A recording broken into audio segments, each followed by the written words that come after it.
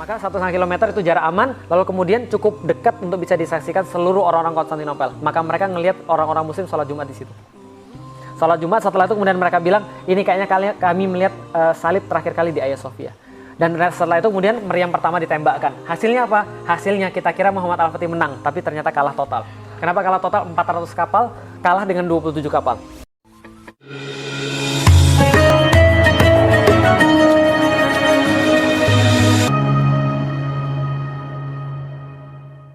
Nah kemudian 18 meter ini tidak yang 18 meter tapi 3 lapis. Ini 3 lapis. Jadi struktur 3 lapis inilah yang merupakan struktur yang nggak pernah terjebol. Yang pertama parit, lebarnya 20 meter, dalamnya 10 meter. Yang kedua adalah setelah dia bisa lewat parit, taruhlah misalnya orang bawa kuda, kudanya berhenti di sini, dia harus kemudian berenang. Kalau berenang dipanah langsung dari sini. Taruhlah akinya kuat, kebel. Dia bisa manjat. Di sini dia harus kemudian dilempar batu, lempar panah, lempar minyak dan segala macam. Lempar api, bakar. Ini tingginya sekitar 8 meter. Tebelnya sekitar 3 meter. Kalau bisa lewat sini, harus lewat sini lagi. Dilempar, dibakar. Tebelnya sekitar 5 meter, tingginya sekitar 12 meter. Kalau misalnya antum yang jadi pasukannya Muhammad Al-Fatih, gimana cara masuk ke dalam? Ingat loh, ini sudah 1123 tahun belum pernah jebol. Gimana caranya kira-kira? Loh, kayak ini gaya Escobar, bro. Gimana? Buat tunnel dari bawah. Jenius. Jenius. Tapi salah. Orang Serbia itu paling pinter gali perak. Mereka buat kemudian tunnel ke sini untuk ke sini, tapi ternyata orang-orang Konstantinopel lebih pinter. Mereka sudah antisipasi dengan cara apa? Mereka buat metode deteksi sederhana. Mereka taruh di sini baskom 1,5 meter satu baskom air, kasih air. Ketika ada orang gali di bawah geter. Dia tahu arahnya kemana, dia buat lubang, siram ter, dibakar. Nggak lagi. Nggak bisa. Maka semua cara nggak bisa. Maka Al-Fatih tahu kalau cara yang lama yang dicoba mesti nggak bisa. Harus ada the new one. Betul. Nah, sekarang ada drone. Dulu belum ada drone. Terus gimana caranya? Pucuk dicinta ulam tiba. Suatu hari ada seorang seniman senjata namanya Orban. Orban ini orang Kristen. Orang Kristen dan dia dari Hungaria datang kepada Kaisar Konstantinopel. Lalu bilang begini, "Kaisar, saya punya senjata, mau bikin atau tidak?" Lalu kemudian kaisarnya bilang, "Saya mau bikin tapi kita nggak ada duit, nggak ada uang. Gini aja, kamu tinggal di sini, kamu nggak usah kemana-mana. Nanti kalau kami punya uang, kami akan beli." Ternyata apa terjadi? Nggak terjadi-jadi. Selama setahun, akhirnya dia pergi ke tempat Muhammad Al-Fatih lalu bilang begini, "Gue punya senjata nih bos, mau bikin nggak?" Penulisnya Muhammad Al-Fatih nulis kayak begini. Al-Fatih langsung berdiri terus bilang gini, "Kamu bisa nggak membuat sebuah senjata yang bisa melontarkan proyektil sebesar ini?" Al-Fatih kan jago fisika. Maka dia sudah ngitung, I sama dengan M kali A, impact sama dengan massa kali akselerasi. Kalau ada massa sebesar itu yang bisa dilemparkan, itu tembok nggak akan tahan. Orban orang senjata, tahu. Lalu dia bilang begini dalam catatannya. Katapult. Bukan katapult, lebih besar lagi. Kemudian dia bilang gini, "Jangan-jangan kamu pengen menaklukkan tembok Konstantinopel?" Al-Fatih bilang, "Kalau iya kenapa?" Ini dicatat ini percakapan mereka. Orban bilang, "Kalau iya kebetulan. Gue sudah tinggal 1 tahun di sana. Dan gue nggak dibayar dan gue nggak diapa-apain, senjata gue nggak dibeli." Al-Fatih bilang, "Berapa yang kamu perluin?" "Saya perlu segini. Saya bayar 4 kali lipat, buatkan bagi saya." Langsung dibuat oleh Orban. Ini kemudian senjatanya, namanya The Great Turkish Bombard. Yang main Age of Empire tahu. Nah, Basilica Cannon kalau di Age of Empire. Tapi Age of Empire 2, bukan Age of Empire yang sekarang. Nah, ini The Basilica Cannon, kalibernya 0,7 meter, beratnya 18,2 ton, panjangnya 5,2 meter, tembaknya 1,6 km, jarak tembaknya, berat pelurunya 680 kg, dan dibuat 2 bagian supaya mudah untuk ditransport. Karena ini berat banget, semuanya besi dan tembaga di zaman itu. Nah, maka kemudian ini dibuat. Ini tempat mesiunya, ini tempat selongsong batunya yang sebesar itu 680 kg. Ditembak, duar, nyungsep 2 meter di bawah tanah. Al-Fatih bilang, "Bagus, tapi kurang. Kurang apa? Buatin ukuran 2 kali lipat." Oh, bener, gimana caranya? Terserah kamu. Pokoknya saya mau ukuran 2 kali lipat. Dan dulu kan nggak ada molding standar. Nggak ada molding standar kan? Molding kan pakai ini dong, pakai tanah dan segala macam. Maka dibuat itu prosesnya ngeri sekali. Saya digambarkan prosesnya, saya baca prosesnya, dan kemudian digambarkan sama orang. Saya pikir agak nggak mungkin begitu. Lalu kemudian saya coba untuk reka ulang. Saya belajar tentang masalah molding, saya belajar tentang masalah orang bagaimana nge-cast iron dan segala macam. Ternyata mereka buat kayak gini. Mereka buat terowongan di dalam tanah, bentuknya kayak meriam, dan meriam itu kemudian dicor dengan tembaga sama besi, dan setelah kemudian dingin dilepas tuh mereka bilang kayak kupu-kupu keluar dari kepompongnya. Keren banget. Nah, yang paling besar, ini yang normal 5,2 meter. Dan Orban membuatkan akhirnya satu lagi yang lebih besar daripada ini, ukuran 8,4 meter. Total ada 69 meriam, satu 5,2 meter, satu lagi 8,4 meter, yang lain ukuran standar. Ukuran standarnya berapa? 3 sampai 4 meter. Yang ini masih ada. Di Inggris nih. Nah, ini adanya di Museum Fort Nelson, Portsmouth, Inggris. Kalau ada artis kira-kira kayak gini. Portsmouth. Portsmouth, Inggris. Artisnya kira-kira kayak gini. Lah, kenapa ada di situ? Ratu Elizabeth minta. Karena kalau nggak Ratu Elizabeth, pokoknya Raja Inggris minta bahwa dia mengatakan ini adalah termasuk meriam yang mengubah sejarah. Karena 1453. Nah, maka kemudian ketika ini kemudian sudah dibuat, maka mereka menyiapkan pasukan. Setelah berdiskusi dengan ulama-ulama, mereka bagi 3 arah. Dari sebelah timur, mereka berusaha masuk ke dalam Teluk Tandumas. Ini Teluk Tandumas, buntu di sini. Dari sebelah selatan, mereka berusaha untuk masuk lewat Laut Marmara. Dan dari sebelah barat, mereka mencoba masuk lewat tembok Konstantinopel. Mereka nyerangnya dari mana? Dari sono. Karena mereka sudah masuk ke Eropa, Edirne namanya, Adrianopel. Dari Kaisar Hadrianopolis. Diganti nama oleh orang Turki jadi Edirne. Jadi gitu. Nah, mereka kemudian nyerang dari sini. Apa yang mereka persiapkan? Kapal-kapal perang dipersiapkan. Jadi orang Muslim tidak pernah punya kekuatan armada laut yang super besar kecuali setelah Al-Fatih bikin. Dan dia tetap nggak bisa mengungguli. Kapan dia bisa mengungguli? Pas zaman cicitnya, namanya Sulaiman Al-Qanuni.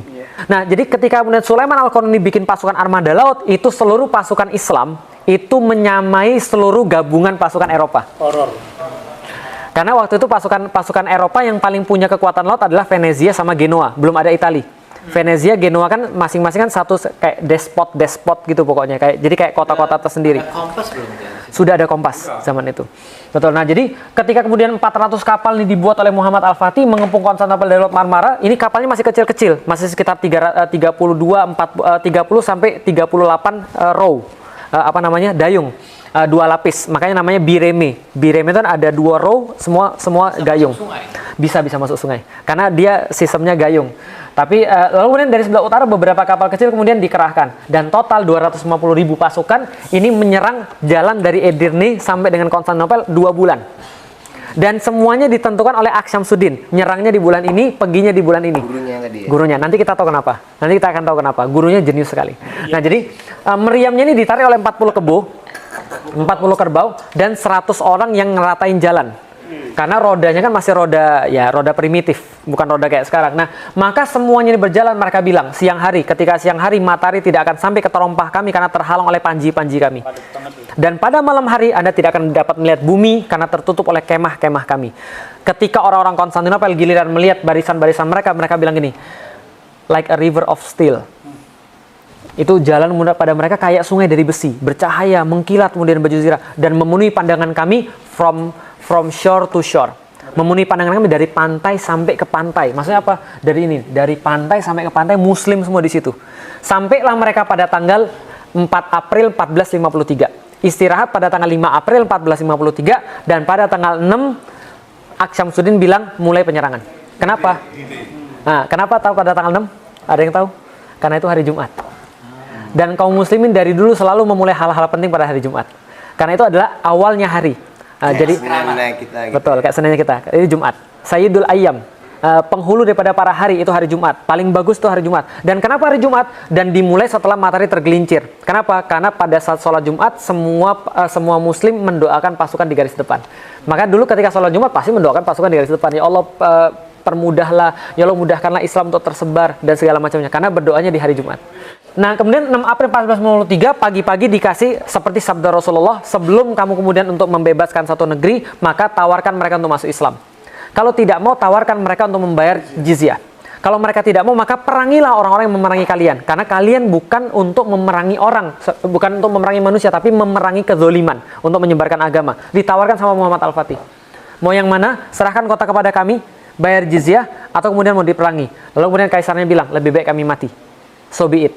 Lalu kemudian tergelincir matahari, Al-Fatih kumpulkan pasukan di situ 1,5 kilometer daripada tembok kota, cukup jauh untuk bisa dipanah karena jarak panah waktu itu cuma 1,5 kilometer, nggak ada orang yang bisa lebih daripada 1,5 kilometer, cukup jauh untuk bisa dipanah, jauh sekali.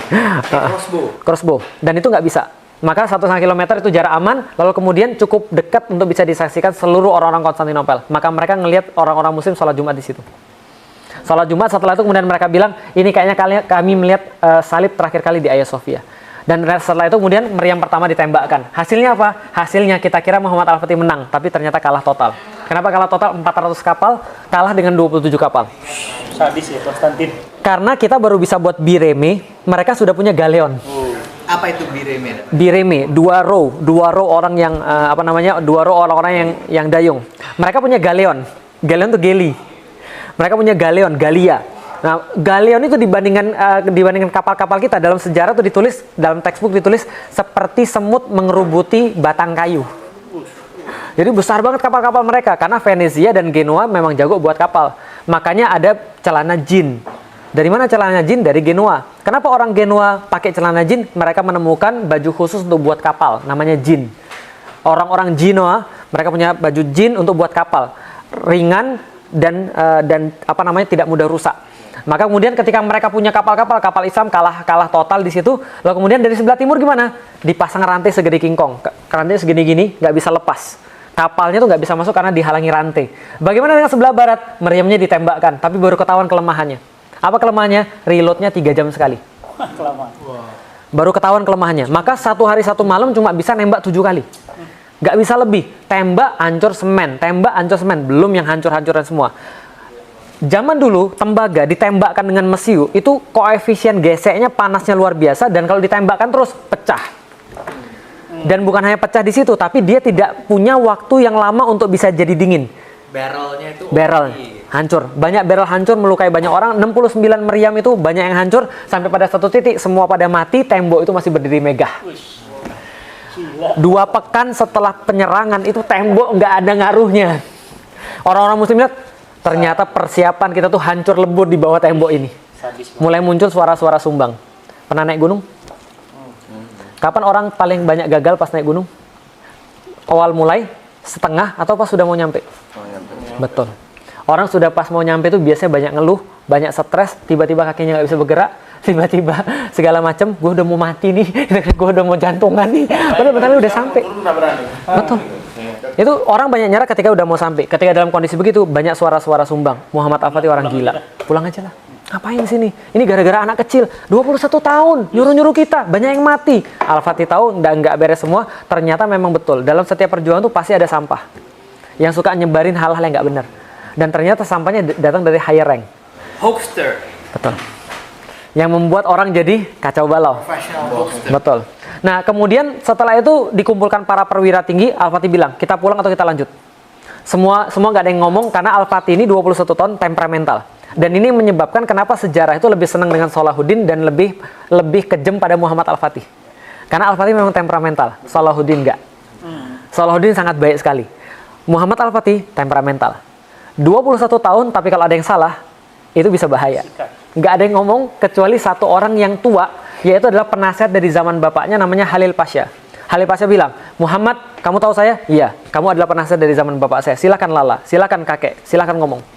Saya tuh melihat kamu tumbuh dari anak kecil banget menjadi orang yang dewasa dan menjadi panglima yang sangat hebat dan keren banget, dan nggak ada yang bisa mimpin kecuali engkau. Lalu dia bilang, tapi masalahnya adalah saya tuh dari kemarin ngelihat kamu tuh sangat-sangat temperamental dan kamu sangat-sangat keras kepala. Gara-gara kamu banyak pasukan kita mati. Kamu tahu nggak, kalau kamu terus-menerus sombong kayak begini, nggak ada lagi yang tersisa untuk kamu pimpin. Kita pulang aja. Kita terima aja uang dari Yunani untuk kita pulang. Ternyata dia sudah disogok. Al-Fatih kemudian nggak senang, tapi sebelum dia selesai ngomong, meja dibanting sama Zaganos Pasha, seorang mualaf, namanya Zaganos Pasha, orang Yunani. Dia bilang gini, jangan dengarkan kata-kata dia. Saya nggak mau kita kalah di sini. Kita berhadapan dengan batu-batu tersusun akan ngalahin kita. Saya nggak mau. Kalau kita punya Allah, kita akan bisa melawan semuanya. Mereka nggak punya siapa-siapa, dan kita nggak mau kalah di depan batu-batu ini. Dan saya ingatkan pada setiap kalian, kita pas pergi bukan mau kembali, tapi kita harus mencapai 2 hal. 1, mati syahid, atau kita kemudian dapat kota ini. Al-Fatih kemudian bilang, oke, kalau gitu lanjut atau tidak? Lanjut. Nah, setelah lanjut, mereka bahas. Apa masalahnya? Masalahnya di sini ada rantai, di sini nggak bisa pakai kapal, di sini nggak bisa pakai meriam. Advisernya bilang, penasihatnya bilang, gini caranya. Kalau kapal kita bisa masuk ke sini, kita nyerang dari utara, maka pasukan bertahan di sebelah barat yang perbaiki tembok terus-menerus sehingga perfect terus, ini terpaksa akan menyebar ke sebelah utara. maka tembok tidak akan bisa diperbaiki seperti semula. Tapi gimana caranya? Memecah perhatian di fashion. Tapi gimana caranya? Ini kemudian ini ada rantai. Ternyata Al-Fatih bilang, setelah semuanya stalemate, nggak tahu gimana caranya, stres, Al-Fatih bilang, gampang, setiap masalah pasti ada solusinya. Kan dia kan baca sejarah banyak. Dia tahu kan, gimana solusinya? Dia bilang gini, gampang. Kita kan punya kapal. Sadis. Kapalnya ini Naik gunung. kita coba kemudian untuk daratkan dulu di Galata. Horor ya sekali. Setelah kapalnya kita daratkan di Galata, Naikin aja. kemudian kita angkat. Setelah kita angkat, kita balikin lagi. Push. Nah, kita sekarang ada di perairan mereka. Agar. Orangnya bilang kemudian, betul juga ya. Kenapa kita nggak kepikir ya? Tapi mohon maaf Sultan, apakah Sultan lupa kalau Galata ini adalah sebuah bukit?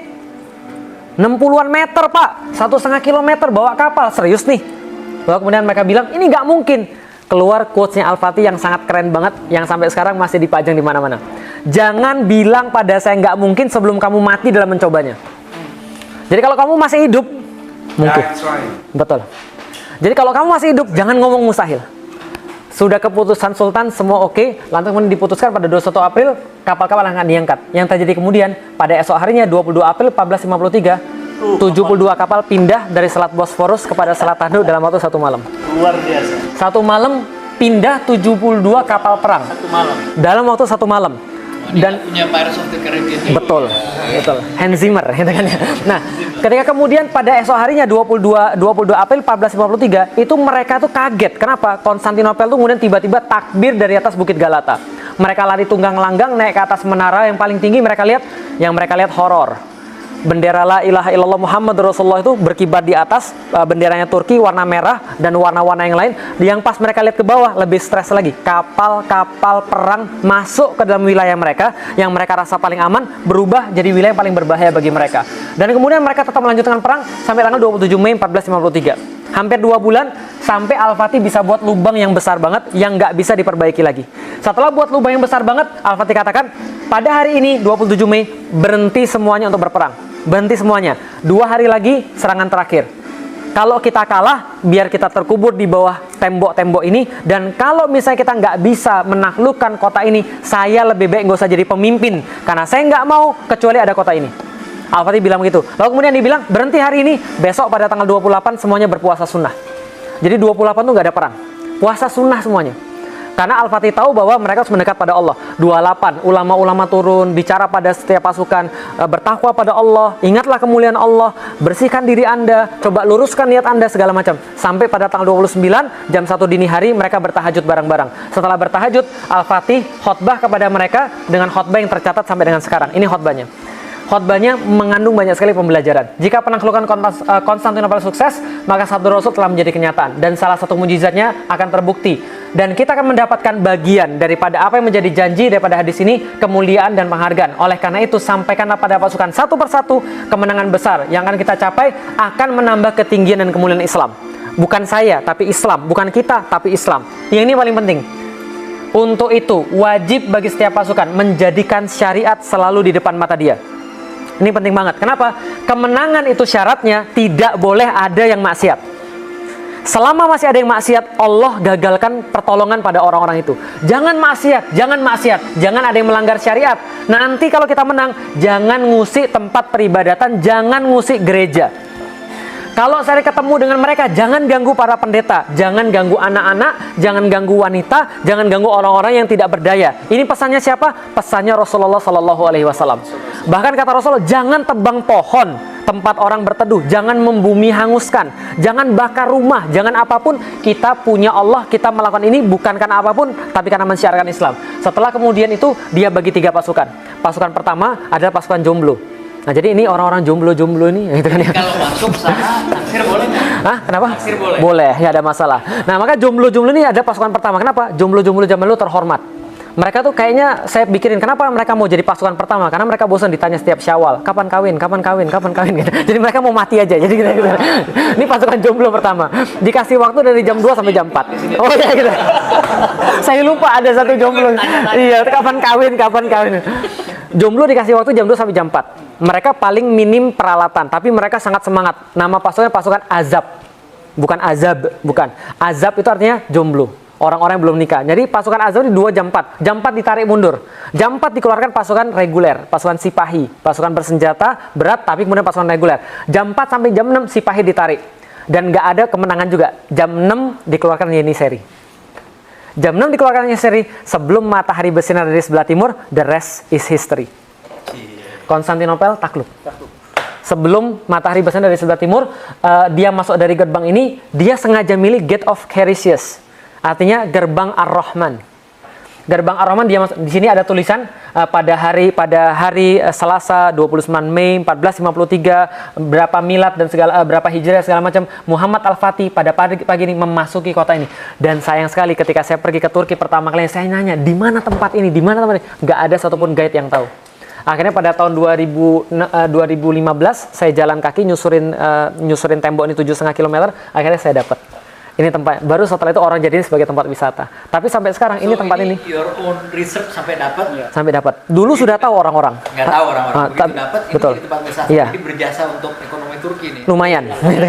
Tapi sebelumnya orang sudah tahu dan sudah pernah menggambarkan. Cuman hilang bagi orang Turki. Itu dulu Edirne Kapı, sekarang sudah hilang. Saya bilang sudah hilang gimana? Masa ini hilang? Sekarang jadi tahu tempat apa? Ini jadi tempat pangkalan angkot. Dan kalau Anda lewat sini, pesingnya minta ampun karena gelandangan di sini, gembel di sini, dan pemerintah Turki masih belum memperhatikan tempat ini. Bagi saya ini tempat sesuatu. Karena Al-Fatih masuk, dan Al-Fatih ketika masuk digambarkan di sini. Ini kemudian ketika Al-Fatih masuk. Ini adalah bukti bahwa Al-Fatih adalah anggota HTI. Ada bendera HTI ya, jadi gitu. Kalau orang-orang kan bacanya HTI gitu kan, gitu. Padahal la ilaha illallah Muhammad Rasulullah. Ini gambar dari zaman dulu. Muhammad Al-Fatih, gurunya Aksyamsuddin, dengan berbagai macam ras dan etnik, dia sangat toleran sekali pada semuanya. Dia masuk dan kemudian mengucapkan alhamdulillah, semoga Allah merahmati para syuhada, memberikan kemuliaan pada mujahidin dan kebanggaan dan syukur buat rakyatku. Kemudian dia jalan langsung ke Hagia Sophia, melewati forum-forum Yunani, kemudian melihat ke kiri, melihat ke kanan, mengucapkan Masya Allah, Masya Allah, Masya Allah. Sampai di depan gereja Hagia Sophia, dia turun dari kudanya, melepas helm perangnya, sujud ke arah Ka'bah, mengambil segenggam tanah Konstantinopel, menaburkan ke atas kepala dia, lalu kemudian masuk ke dalam gereja. Di dalamnya dia menemukan banyak sekali orang-orang, ribuan orang-orang nangis, stres, karena di tahun-tahun yang sama sedang terjadi Reconquista. Spanyol dikuasai lagi sama orang-orang Salibis. Kemudian orang-orang Muslim dibunuhi mati semua di sana. Tapi Al-Fatih bilang, kalian tidak akan kami lukai, kalian tidak akan kami sakiti. Yang tetap ingin tinggal di kota ini, propertinya masih tetap milik mereka dan masih sampai sekarang terbukti. Dan siapapun yang pengen keluar dari tempat ini, kami jamin mereka sampai ke depan pintu gerbang kota. Tapi kami minta tempat ini kami jadikan sebagai masjid. Maka kemudian Hagia Sophia dijadikan sebagai masjid. Hari itu juga, di waktu itu juga diperintahkan Hagia Sophia menjadi properti pribadinya Muhammad Al-Fatih, dibersihkan semuanya, lalu kemudian ditutupi gambar-gambar. Jadi gambar Yesus itu ada, itu bukan gambarnya dari awal ada. Kalau misalnya Mas Dani ke sana terus dijelasin sama orang-orang yang guide, mereka kan bilang, ini simbol toleransi bahwa masjid ada gambar Yesus. Enggak. Itu ditutup sama Muhammad Al-Fatih. Lalu baru kebuka sekitar tahun 1900-an. Ketika gempa, kebuka lapisannya. Nah, jadi itu ditutup. Al-Fatih itu puitis, dia sastra. Ketika masuk pertama kali Hagia Sophia, dia langsung bikin puisi. Puisinya sampai sekarang masih ada. Cuman saya nggak paham. Jadi dia bilang, indahnya tempat ini seperti Kisra ketika kemudian menemukan jaring-jaring laba-laba Afrasiab. Tentaranya tadi yang ada profesional tentara. Kan? Betul. Tentara yang non-bahlul, tidak boleh. Betul, yang pinter. Ya, bodoh lah. Kalau bodoh bahaya. Nah, gitu kan ya. Karena kejadian. Ada tentara yang lagi nyungkilin marmernya Hagia Sophia, langsung dihukum. Anyway, dia udah masuk situ dengan tentara itu high pay price, kan? Betul. Dibayar dan segala macam. Tapi kan propertinya tidak diambil. Tidak diambil. So, ekonomi untuk recoup the cost of war-nya dari mana? Nah, menariknya adalah Al-Fatih ini jago ekonomi. Setelah dia selesai perang, populasi Hagia Sophia turun di bawah 50.000. Maka dia bangun mall pertama di dunia, The Covered Bazaar, atau Kapalı Çarşı. Kapalı artinya dalam bahasa Turki tertutup, Çarşı artinya bazar. Bazar pertama yang untuk nge-mallnya di Yeah. situ. More than 3,000 Mall. ini penjual.